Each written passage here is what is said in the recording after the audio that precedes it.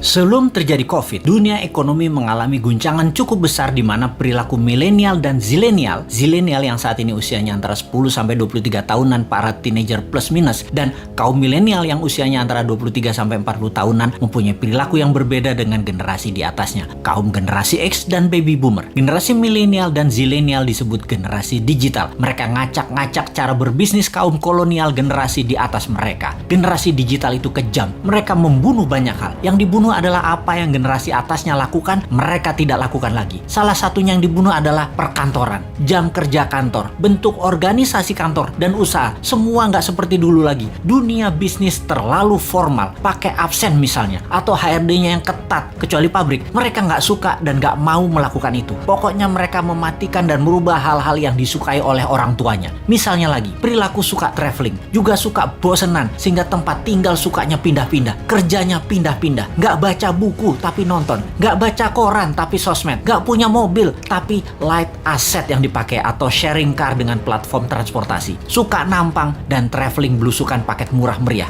Generasi digital juga membunuh media TV karena generasi digital everyone is broadcaster, everyone is reporter. Merek dan brand dibunuh juga oleh generasi digital. Brand itu menjadi less important bagi mereka. Bagi mereka yang penting adalah 3R, yaitu rating, review, dan recommendation. Lalu masuk masa COVID. Mendadak dunia bisnis menjadi harus digital. Tepatnya dipaksa menjadi digital. Dipaksa jualan lewat platform marketplace. Dipaksa jualan lewat iklan di sosmed.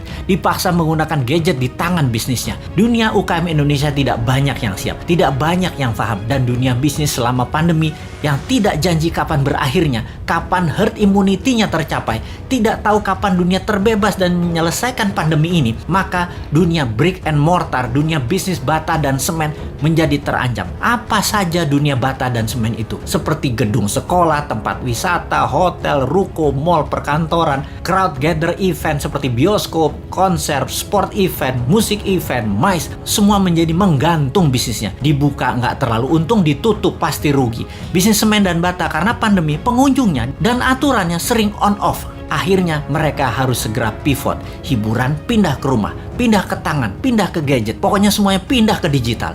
Inilah masa killing time bagi bisnis yang tidak bisa pindah ke digital. Bagi yang lambat beradaptasi, siap-siap gulung tikar. Catatan ya, COVID akan berada bersama kita selamanya. Pandemi biologi ini tidak akan selesai karena bisa saja bukan hanya virus ini mutan, namun virus lain lagi terjadi yang selama ini diam-diam saja, lalu terancam dengan adanya vaksin, maka mereka kemudian melakukan mutasi. Flu bisa menjadi virus yang mematikan, bisa saja terjadi. Ebola, SARS, AIDS, semua bisa bermutasi dengan vaksin di tubuh manusia. Siapa yang tahu? Ini bukan nakut-nakuti, tetapi sebagai orang yang lama dilatih dengan threat analysis, maka melihat ancaman harus segila mungkin dan kita harus punya antisipasinya sekarang. Jadi tidak ada kata post pandemic, yang ada adalah bagaimana mengambil peluang dan tetap survive di masa ini. Selama 5 tahun ke depan, masa kegelapan sebagian dunia bisnis mungkin bisa lama terjadi. Sekali lagi, sebagian dunia bisnis lama masuk masa kegelapan dan akan musnah. Dalam 5 tahun ke depan ada 30% macam bisnis baru dan ada 30% macam jenis pekerjaan yang baru lahir. Dalam 10 tahun ke depan ada 60% pekerjaan yang sekarang ada musnah dan ada lebih dari 60% pekerjaan baru yang saat ini belum ada macamnya akan muncul. Yang paling parah adalah pemerintahan. Kalau menggunakan cara lama, pola pikir lama, banyak negara yang akan musnah. Inilah yang mau kita ingatkan ke depan.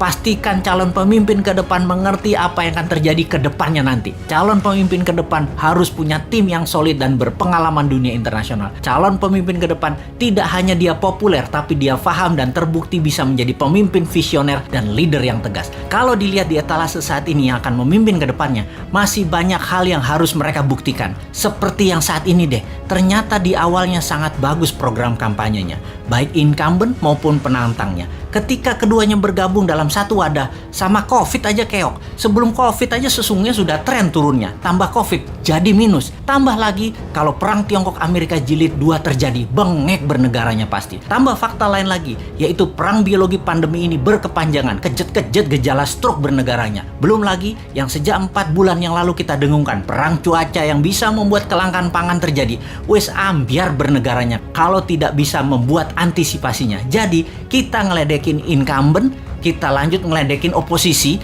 yang tidak memberikan solusinya. Kemudian apa solusinya New Mind? Sabar, sebentar. Ini lagi celingukan kiri kanan ngecek ada agen globalis tukang siomay nggak bawa HT di depan rumah. Gue mau beli dulu.